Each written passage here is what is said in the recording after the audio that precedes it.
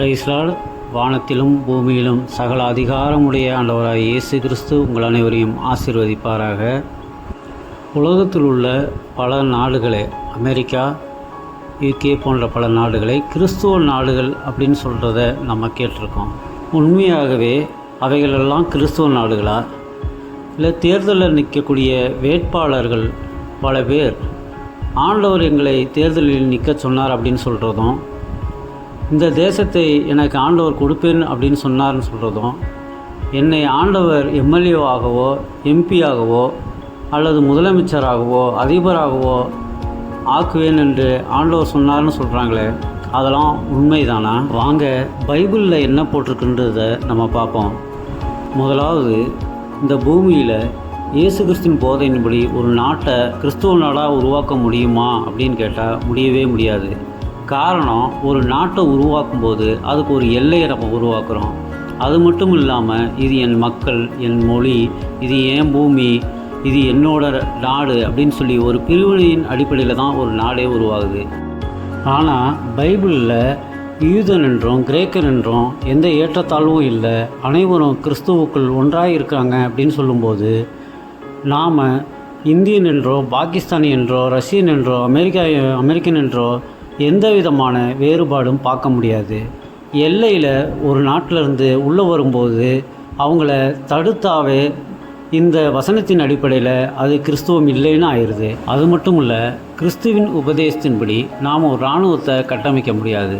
காரணம், அந்த இராணுவத்தின் தாக்குதலினால் எவ்வளவு அப்பாவி பொதுமக்கள் உயிரை இழக்கிறாங்கன்றத இன்றைக்கி நடக்கக்கூடிய இந்த போரில் பார்க்குறோம்.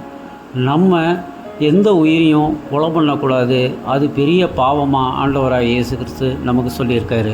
நம்மிடத்திலிருந்து அன்பு மட்டுமே வெளிப்பட வேண்டும் அப்படின்றதுக்காக ஒரு கன்னத்தில் அரைஞ்சா மறு கன்னத்தையும் காட்டு, உன்னை சபிக்கிறவர்களை ஆசீர்வதி, உன்னை துன்பப்படுத்துகிறவர்களுக்கு உதவி செய் அப்படின்னு சொல்லி நமக்கு போதித்தது மட்டும் இல்லாமல், பழி வாங்குதல் எனக்குரியது, நானே பதில் செய்வேன் அப்படின்னு சொல்லி நீ பழி வாங்காதன்ற போதனையும் நமக்கு சொல்லியிருக்கிறபடியால் ஒரு இராணுவத்தை கட்டமைக்கிறது ஒரு கிறிஸ்துவத்தினால் முடியவே முடியாது.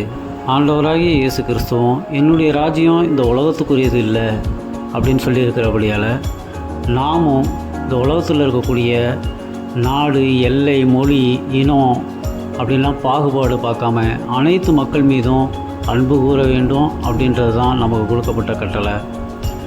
ஆண்டவராக இயேசு கிறிஸ்துவை பின்பற்றக்கூடிய நமக்கு ஒரு நாடு அப்படின்ற எல்லைக்குள்ளே கிறிஸ்துவத்தை அடைத்து வைக்க முடியாது. உலகத்தில் எந்த மூலையில் ஒரு மனிதன் துன்பப்பட்டாலும் அவன் கருப்பா சிவப்பா எந்த நாட்டுக்காரன் எந்த விதமான பாகுபாடும் இல்லாமல் அவனை நேசிக்கிறதும் அவனுக்கு உதவி செய்கிறதும் தான் கிறிஸ்துவம். எனவே இந்த உலகத்தில் இருக்கக்கூடிய எந்த நாடும் கிறிஸ்துவ நாடு இல்லை. இந்த உலகம் முழுக்க பரவி இருக்குது இயேசு கிறிஸ்துனுடைய ராஜ்யம். அது அன்பினால் கட்டப்பட்டிருக்குது. அதனுடைய ராஜா ஆண்டவராகிய இயேசு கிறிஸ்து. இந்த வீடியோவை இதோட நிறைவு செய்கிறேன். அடுத்த வீடியோவில் ஒரு தனிநபர் என்னை தேவன் தேர்தலில் நிற்க சொன்னார், எம்எல்ஏ ஆக்குவேன், எம்பி ஆக்குவேன், முதலமைச்சர் ஆக்குவேன், அதிபதி ஆக்குவேன், இந்த தேசத்தை உனக்கு தருவேன் என்று கூறுவதெல்லாம் உண்மையா என்பதை குறித்து நாம் பார்ப்போம். ஆண்டவராகிய இயேசு கிறிஸ்து உங்களை ஆசீர்வதிப்பாராக.